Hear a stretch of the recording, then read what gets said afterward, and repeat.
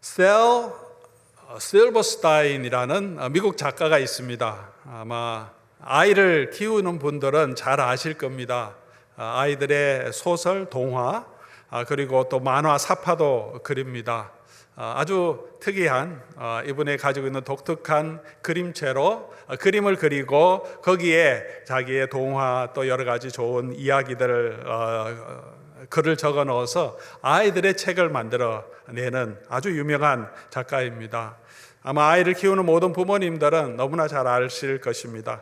이 사람의 책은, 실버스타인의 책은 부모님들에게도 어떤 때는 굉장히 의미 있는 메시지를 담고 있습니다. 그의 글 중에 어린 소년과 노인이라는 짧은 시가 있습니다. 이렇게 시작합니다. 어린 소년이 말했다. 저는 종종 밥 먹다가 제 숟가락을 떨어뜨려요. 그러자 노인이 어린 소년에게 말했다. 얘야, 나도 그렇게 종종 숟가락을 떨어뜨린단다. 어린 소년이 노인의 귀에 대고 귓속말로 속삭이며 말했다. 저는요, 제 속옷에 오줌을 싼 적도 있어요. 나도 역시 그럴 때가 있단다. 노인이 웃으면서 말했다. 아이가 말했다. 저는 종종 울기도 해요. 노인이 고개를 끄덕였다. 그리고 말했다. 나도 종종 그렇게 운단다. 그러나 그 무엇보다도 안 좋은 것은 어른들이 저에게 관심을 기울여 주지 않는 일인 것 같아요. 그러자 어린 소년은 노인의 주름진 손이 따뜻하게 자신을 감싸는 것을 느꼈다. 나도 내가 말하는 것의 뜻이 무엇인지 알고 있다. 노인이 아이에게 조용히 말했다. 요즘 말로 하면 우픈 이야기입니다. 웃기지만 슬픈 이야기라는 뜻입니다. 전혀 이해할 수 없는 두 사람의 상황인 것 같은데, 서로 이해할 수 없을 것 같은데, 서로 같은 경험을 가지고 있기 때문에 서로의 마음을 누구보다도 잘 이해하고 공감할 수 있다는 것을 보여주고 있습니다. 오늘 본문에서 다윗은 그를 힘들고 고통스럽게 하는 대적들이 너무나 많고, 그래서 하나님의 도우심을 바란다고 노래하며 찬양합니다. 1절, 2절 말씀 보면 여호와여 나의 대적이 어찌 그리 많은지요 일어나 나를 치는 자가 많으니이다. 사방을 둘러봐도 그를 치는 자들이 너무 많다, 그렇게 고백합니다. 많은 사람이 나를 대적하여 말하기를 그는 하나님께 구원을 받지 못한다 하나이다. 하나님께서 버리셨다, 그런 말을 하는 사람도 있다고 고백합니다. 우리 사랑하는 우리 교우 여러분, 여러분은 이 다윗의 마음, 이 감정, 이 고통을 공감하십니까?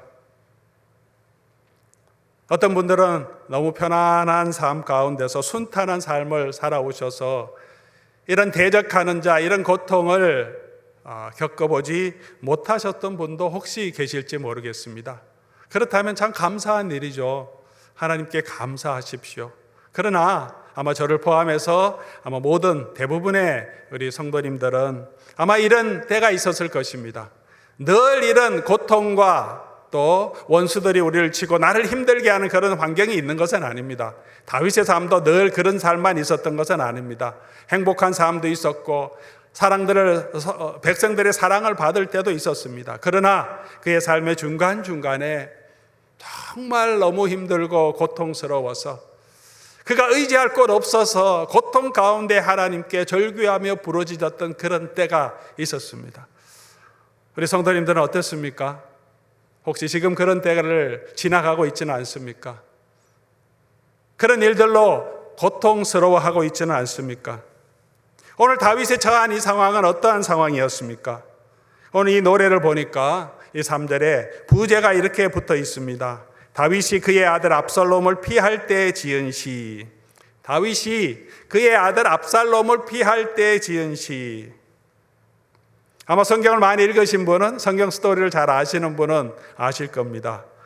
이 압살롬은 그의 아들이었는데 반역을 일으켰습니다. 다윗이 유다의 왕으로 섬기고 이제 온 이스라엘의 왕으로 섬긴 지 꽤 오랜 시간이 지났습니다. 이제 노년으로 접어드는 시기였습니다. 이제는 좀 편안하게 그의 생을 마무리할 수 있는 그런 상황이었을 텐데 그렇지 못했습니다. 그의 아들이 아버지를 대항해서 칼을 들고 반역을 일으켰습니다. 이때 아버지의 심정이 얼마나 아팠겠습니까? 얼마나 큰 절망감, 참담함을 느꼈겠습니까? 오늘 다윗은 그의 상황을 이렇게 표현합니다. 대적이 너무 많았다. 1절 첫 번째 구절에 나오죠. 여호와여, 나의 대적이 어찌 그리 많은지요.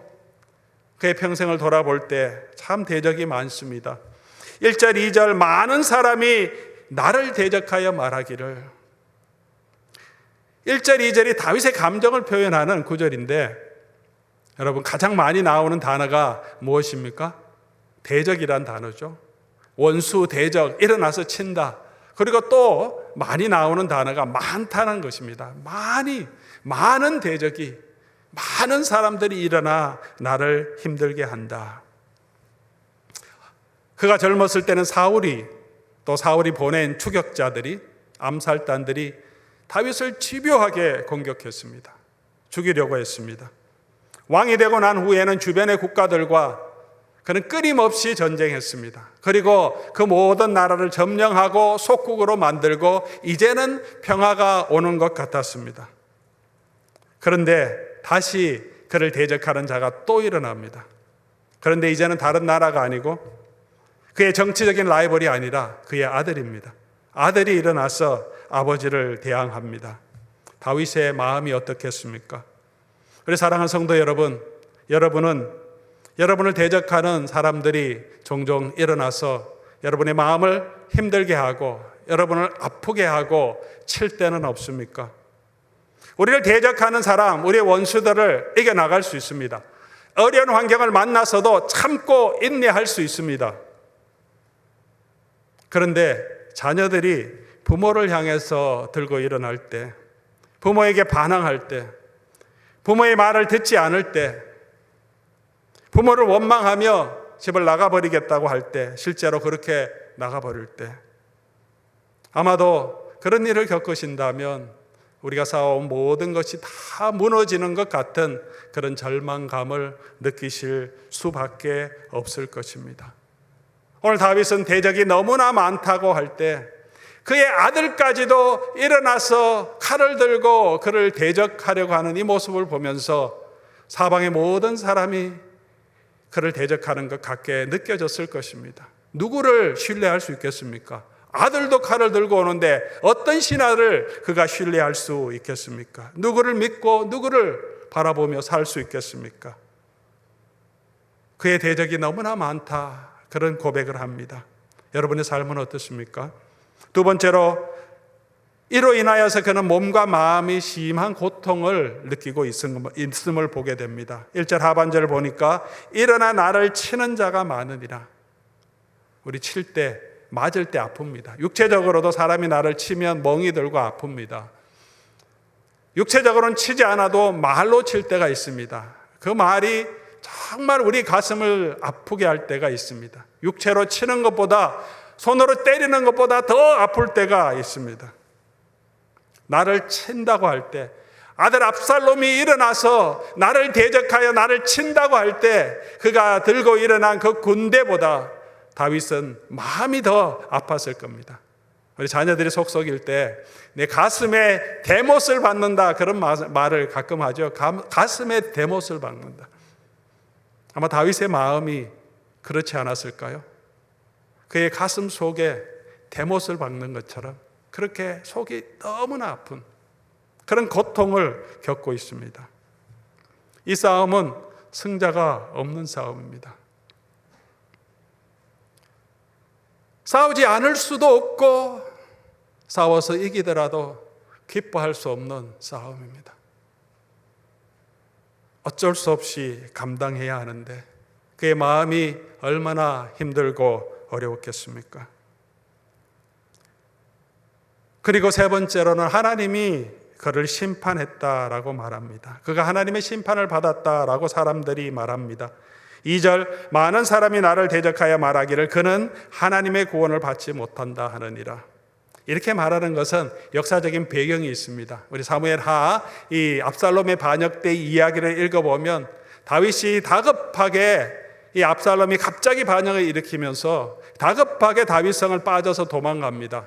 그럴 때 다윗이 요르단을 건너서 다윗이 그 시내를 건너서 기드론 시내를 건너서 이제 베다니 쪽으로 넘어갈 때 그를 따라오면서 욕하는 자가 있었습니다. 사울 지파 중에 시므이란 사람이 따라오면서 흙을 날리면서 다윗을 저주합니다. 사무엘하 16장 7절의 내용인데요. 시므이가 저주하는 가운데 이같이 말하니라. 피를 흘린 자여, 사악한 자여, 가거라, 가거라. 피를 흘린 자여, 사악한 자여, 가거라, 가거라. 이렇게 자기 왕에게. 왜냐하면 자기 친족인 사울의 왕권을 뺏었고 그것을 누리고 있기 때문에 억울함과 분함이 이 형제의 마음에 많았던 것 같습니다. 그리고 연이어서 말합니다. 사울의 족속의 모든 피를 여호와께서 내게로 돌리셨다. 네가 사울의 왕권을 뺏어서 이제 하나님이 너를 심판한다. 네 아들을 들어서 너를 심판한다. 그렇게 너는 하나님의 저주를 받은 자라. 그렇게 말하고 있습니다. 많은 사람이 일어나 나는 하나님의 구원을 받지 못한다 하더라. 하나님의 심판을 받았다, 저주를 받았다 하더라. 그렇게 다윗은 고백합니다. 시므이는 사울의 죽음을 또 사울의 왕권을 빼앗은 것을 생각하며 다윗을 저주했을 것입니다. 그런데 시므이의 이 말을 들을 때 다윗의 마음에는 사울의 왕권을 뺏은 것이 생각나지 않았고 아마도 우리의 아내를 취했던 그 죄가 생각났을 수 있습니다. 아마 그랬을 것입니다. 사울의 죽음에는 그는 큰 책임이 없습니다. 그는 어떻게든지 사울의 명예를 보호하려고 했습니다. 힘으로 뺏지 않으려고 기다렸습니다. 그러나 우리의 아내 밧세바를 취했을 때는 그리고 그 죄로 인하여 그의 가정에 일어났던 보라는 성경은 바로 이 죄 때문이라고 우리에게 말해주고 있습니다. 다윗도 알고 있었습니다. 이 고통 가운데 압살롬이 반란하며 다시 일어나는 이 가운데 내가 그때 하나님 앞에 신실하지 못했고 그때 그 범죄했기 때문에 내가 그 결과 그 책임을 지금 지는구나. 그런 마음이 분명히 그의 마음에 들었을 것입니다. 참담한 일이죠. 우리가 어려움을 당할 때, 고난을 당할 때, 다른 사람의 어려움을 당할 때, 때로는 가족 관계의 어려움을 당할 때, 이게 내가 그때 잘못한 거. 그렇게 하지 말았어야 하는데 내가 잘못한 그것 때문에 내가 그 죄의 값을 지금 받고 있구나 하는 생각이 들면 현재 힘든 그 상황보다 우리가 더 낙심될 때가 있습니다. 이런 상황에서 다윗은 어떻게 했습니까? 이것이 오늘 우리가 배워야 할 내용입니다. 우리의 삶에도 이런 어려울 때가 있습니다. 우리가 어떻게 이기며 어떻게 구원을 얻을 수 있겠습니까? 먼저 다윗은 구원이 하나님께 있음을, 여호와께 있음을 고백합니다. 다윗은 먼저 구원이 여호와께 있음을 고백합니다. 이것이 시작입니다. 3절 말씀. 여호와여, 주는 나의 방패시요 나의 영광이시요 나의 머리를 드시는 자니이다. 8절에 가서도 고백합니다. 구원은 여호와께 있사오니 주의 복을 주의 백성에게 내리소서. 그렇습니다. 구원은 여호와께 있습니다. 주께서 나의 방패가 되십니다. 주님이 나의 영광이십니다. 주님께서 나의 이 머리를 정말 부끄러워 들 수 없는 수치 가운데 정말 신하들의 백성들 앞에 면목을 드러낼 수 없는 그 상황에서 여호와께서 내 머리를 들어주실 것이라고 주께 고백합니다. 이것이 시작입니다. 최선을 다해보지만 내가 할 수 없는 그런 일도 있습니다.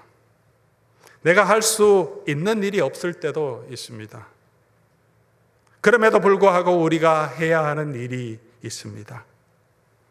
사람들은 내게 하나님께 구원을 받지 못한다라고 합니다.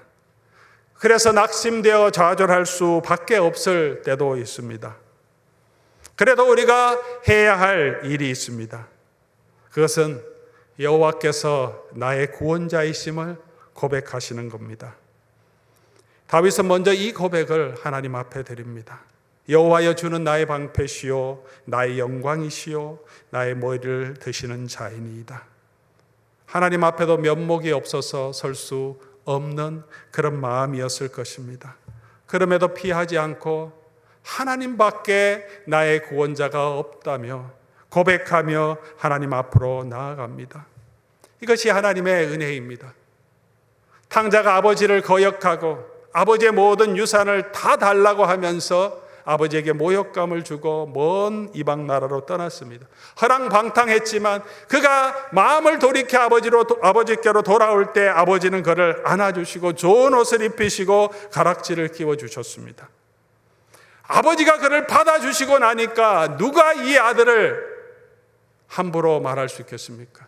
누가 이 아들을 욕할 수 있겠습니까? 아버지가 이렇게 그 아들을 받아주셨는데 우리가 하나님께 비하고 하나님께서 우리를 받아주시면, 하나님께서 우리의 머리를 들어주시면 우리를 비난하고 우리를 정죄할 자는 아무도 없다고 말합니다. 큰 아들도 들어와서 작은 아들에게 말하지 못합니다. 밖에서 그냥 속상해서 그냥 바깥에 있을 뿐입니다. 다윗은 늘 그렇게 하나님을 바라보았습니다. 바세바와 동침한 이후에 나단 선지자가 와서 그를 책망했습니다. 너무나 부끄럽고 너무나 수치스러운 상황이었습니다. 그런데 다윗은 이렇게 고백합니다. 시편 51편 내용이죠. 나의 죄악을 말갛게 씻기시며 나의 죄를 깨끗하게 하소서. 우슬초로 나를 정결케 하시며 주께서 꺾으신 뼈들도 즐거워하게 하소서. 여호와여, 상하고 통회하는 마음을 주께서 멸시하지 아니하시나이다. 그 상황 가운데서도 하나님 앞에도 얼마나 부끄러웠겠습니까? 사람 앞에 얼마나 부끄러웠겠습니까? 자기 자신을 볼 때 얼마나 추악하고 얼마나 부끄러운 죄가 드러나서 몸둘 바를 모를 그때 다윗은 여호와 하나님 앞에 엎드립니다. 상하고 통회하는 자를 멸시하지 아니하시는 그 하나님을 고백하며 하나님께로 나아갑니다.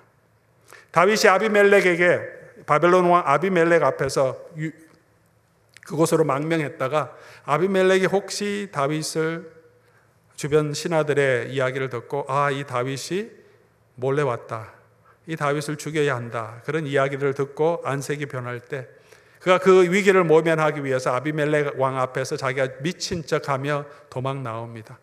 그가 그렇게 두려워할 대상이 아닌 정신 나간 사람이라 이렇게 보여주면서 아비멜렉의 시선, 아비멜렉이 그를 의심하는 것을 무너뜨리려고 합니다. 얼마나 비참한 일입니까? 왕 앞에서 미친 척하면서 침을 수염에 질질 흘리면서 그러다가 쫓겨납니다. 그때 다윗이 어떻게 하나님께 찬양했는지 시편 34편에 나옵니다. 시편 34편도 정말 아름다운 찬양입니다. 정말 이런 상황에서 하나님 앞에 드렸다고 할 수 없을 정도로 그의 신앙을 고백하는 내용입니다. 그 상황에서 그가 그럼에도 불구하고 믿음으로 설 수 있었던 것은 그가 좌절하고 자기 연민에 빠져서 낙심하고 우울증에 빠지지 않고 다시 일어날 수 있었던 것은 여호와 하나님을 바라보았기 때문입니다. 하나님이 그의 도우시고 그를 지켜주시는 분임을 고백했기 때문입니다. 시편 34편 9절 10절 말씀입니다. 우리가 아마 너무나 잘 아는 내용인데 바로 이때 다윗이 고백한 내용입니다. 너희 성도들아 여호와를 경외하라. 그를 경외하는 자에게는 부족함이 없도다. 지금 다윗이 가지고 있는 것이 무엇입니까? 땅 한 평도 없습니다. 자기 식솔들을 지켜줄 아무런 사람도 없습니다. 유대 땅으로 돌아가지도 못하고 바벨론에 거하지도 못합니다. 그런데 그를 경외하는 자에게는 부족함이 없다고 고백합니다. 10절 젊은 사자는 궁핍하여 줄일지라도 여호와를 찾는 자는 모든 것에 부족함이 없다고 고백합니다. 사랑하는 성도 여러분, 오늘 저와 여러분의 삶에 아픔이 있습니까? 때로는 사람들로 인하여 수모를 당할 때가 있습니까? 우리 자신의 신세가 한탄스럽고 나를 치는 자가 너무 많아서 힘들고 어려울 때가 있습니까? 그런 감정에 매몰되지 않고 이런 시련에 빠지지 않고 믿음으로 다시 일어날 수 있는 그 길은 무엇입니까? 하나님이 나의 구원자이심을 선포하며 나가는 것입니다. 이 믿음은 먼저 우리의 입술의 고백을 통하여서 시작됩니다. 그렇게 다윗은 하나님께 먼저 고백합니다. 믿음은 뒤따라 나오는 것입니다. 여호와는 나의 방패시고 나의 피난처고 나의 바위시고 나의 방패와 요새가 되십니다. 고백합니다. 여호와는 나의 힘이요 여호와는 나의 구원이시니 내가 누구를 두려워하리요 여호와는 생명의 피난처시니 우리 입술에 여호와께서 나의 피난처이시고 나의 도우심이시고 나의 구원이심을 찬양하며 그렇게 걸어가는 저와 여러분 될 수 있기를 주의 이름으로 간절히 소원합니다. 그렇게 고백할 때 주께서 그 고백 가운데 우리에게 믿음을 주시고 우리의 마음에 하나님이 평강을 허락해 주실 줄 믿습니다. 두 번째, 다윗은 그러면서 여호와께 기도하며 여호와께 도움을 구합니다. 이것은 첫 번째와 논리적으로 하나인 것입니다. 시기적으로 구별할 수 없습니다. 여호와께서 나의 구원자이십니다 고백하면 바로 우리에게 나오는 것이 그렇기 때문에 여호와여 나를 도우소서 주님께 간구하는 것입니다. 여호와께 고백하며 구원자 되신 하나님께 나아와서 그 하나님께 간구하는 저와 여러분 될 수 있기를 바랍니다. 우리 4절 말씀 보겠습니다. 내가 나의 목소리로 여호와께 부르짖으니 먼저는 주는 나의 방패십니다 라고 주가 나의 구원이십니다 라고 부르짖었습니다. 고백입니다. 그리고 동시에 그렇기 때문에 하나님 그의 성산에서 응답하옵소서. 7절 여호와여 일어나소서 나의 하나님이여 나를 구원하소서. 그 하나님께 구원을 요청합니다. 기도합니다. 8절에도 주여 주의 백성에게 복을 내리소서. 내가 붙들고 걱정한다고 해서 해결할 수 있는 것은 없습니다. 우리 주님께 아뢰고 주님께 선포하고 주님이 나의 도우심을 선포하고 나의 구원자 되심을 선포하고 그 주님께 간구하면 주님께서 저와 여러분을 구원해 주실 줄 믿습니다. 사랑하는 성도 여러분, 부르짖는 자들에게 하나님 반드시 응답하실 것입니다. 저와 여러분을 도우시고 우리를 구원하시는 여호와 하나님이십니다. 세 번째로 다윗은 여호와의 손에 자신의 삶을 맡깁니다. 첫 번째로 그의 걱정과 그의 근심을 주님께 맡깁니다. 어떻게 알 수 있습니까? 5절 말씀을 통해서 우리가 알 수 있습니다. 5절 말씀 보면 여러분 같이 한번 읽어볼까요? 내가 누워 자고 깨었으니 여호와께서 나를 붙드심이로다. 다윗이 갑자기 이렇게 고백합니다. 내가 누워 자고 깨었으니 무슨 말입니까? 우리 지나갈 수 있지만 환경을 한번 생각해 보십시오. 이 걱정과 이 두려움이 있을 때, 피난 나갔을 때 언제 이 압살롬의 군대가 칠지 모르는 그런 상황입니다. 밤에 경비가 엄청나게 심했을 것입니다. 바로 칠 수도 있다는 아히도벨이 모략을 세워서 바로 칠 수도 있다는 그런 두려움이 있었습니다. 잠을 잘 수 있었겠습니까? 그런데 하나님께 고백합니다. 주님이 나의 방패십니다. 주님이 나의 구원자이십니다. 하나님 나를 도와주시고 나를 구원해 주시옵소서 고백하고 난 후에 내가 누워 자고 그리고 깨었다라고 말합니다. 왜? 여호와께서 나를 붙드셨기 때문에. 하나님께 맡겼습니다. 그의 근심과 그의 걱정을 하나님 앞에 내어놓고 맡겼습니다. 빌립보서 4장 6절 7절 말씀입니다. 아무것도 염려하지 말고 다만 모든 일에 기도와 간구로 너희 구할 것을 감사함으로 하나님께 아뢰라. 그리하면 모든 지각에 뛰어난 하나님의 평강이 그리스도 예수 안에서 너희 마음과 생각을 지키시리라. 아무것도 염려하지 말고 모든 일에 기도와 간구로 너희 구할 것을 감사함으로 하나님께 아뢰라.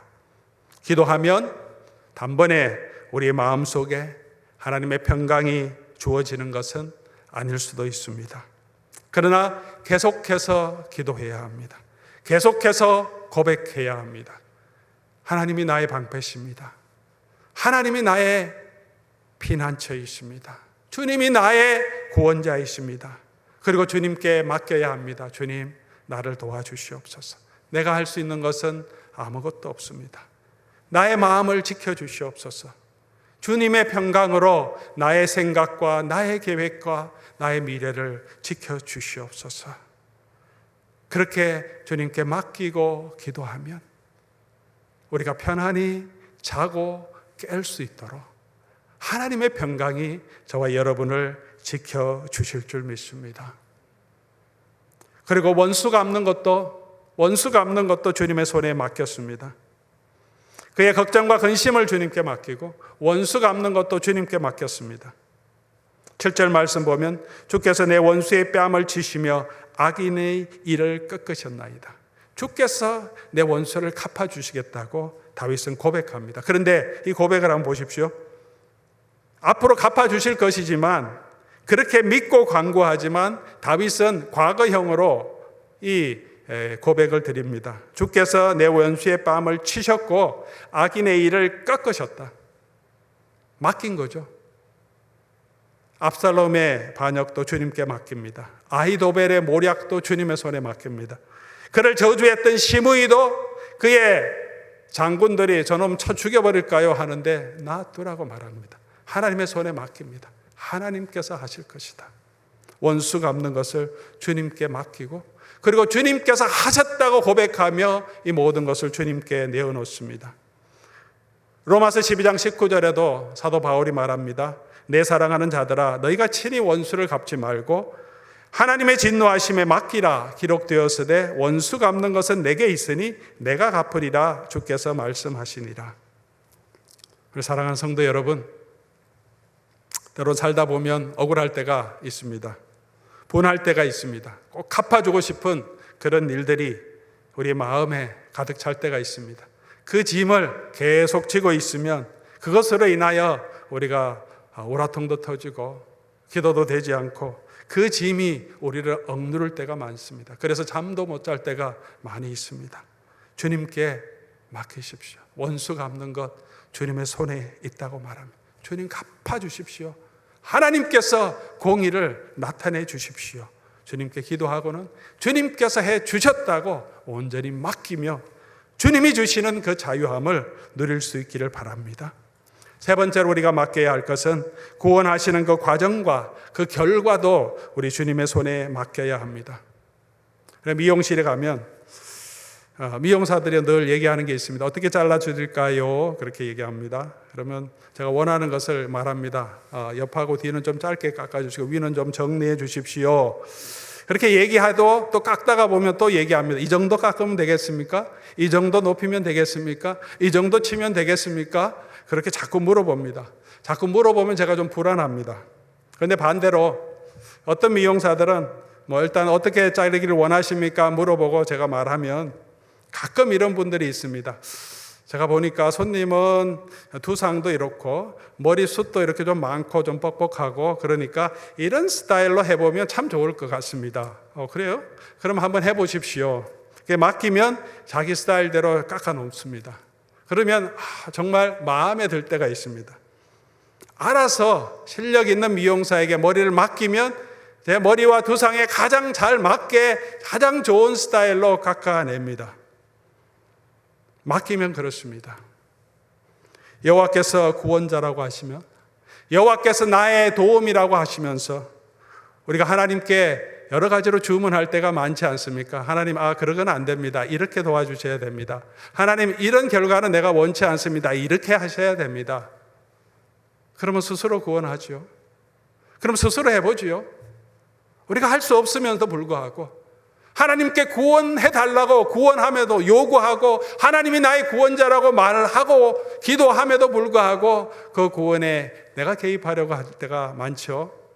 이렇게 해주시면 좋겠다고 하나님 꼭 이렇게 해야 한다고 내가 지혜 있는 것처럼 내가 이 모든 일의 결과를 아는 것처럼 하나님 앞에 설 때가 종종 있습니다.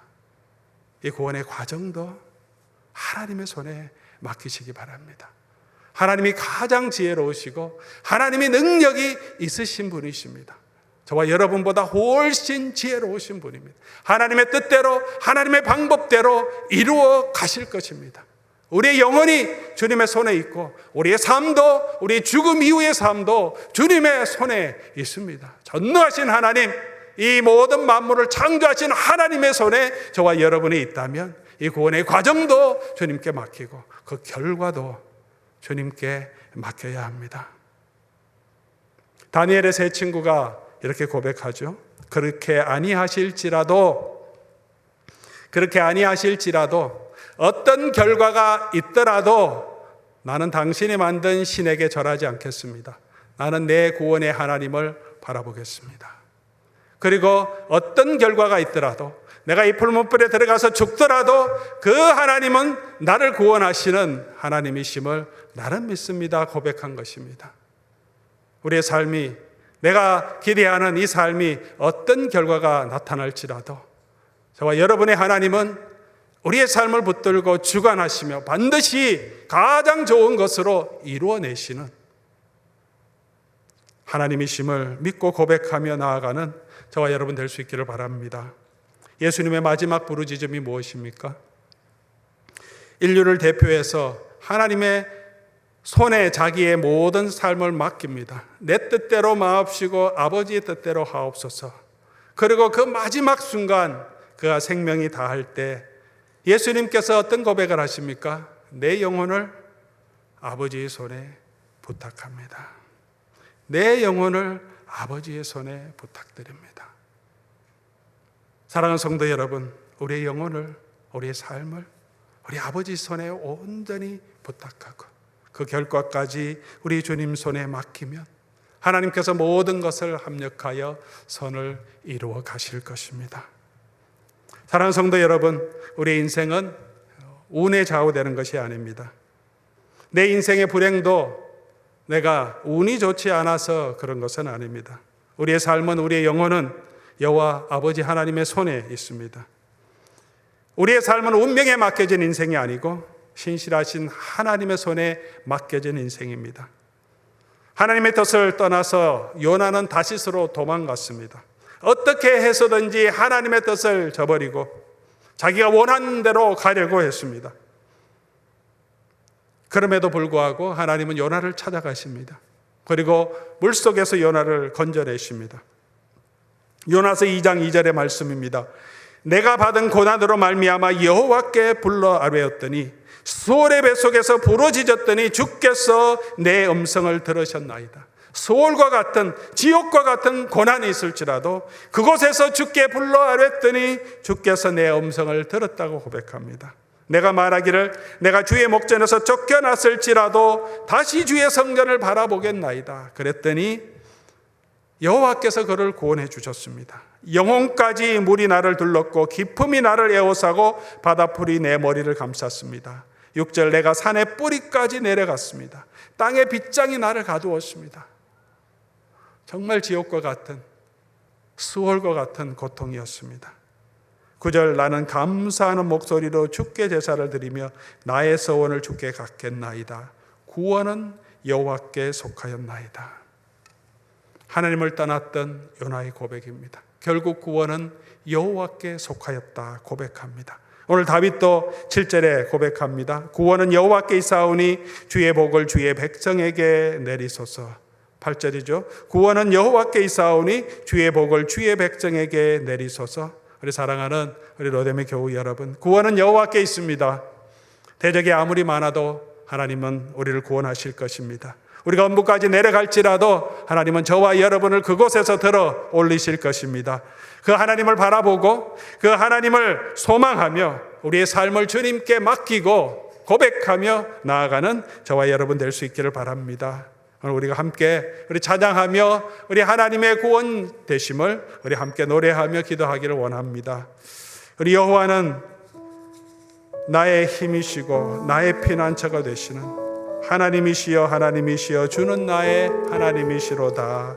우리 찬송 함께 이 시간 올리고 기도하는 시간 갖도록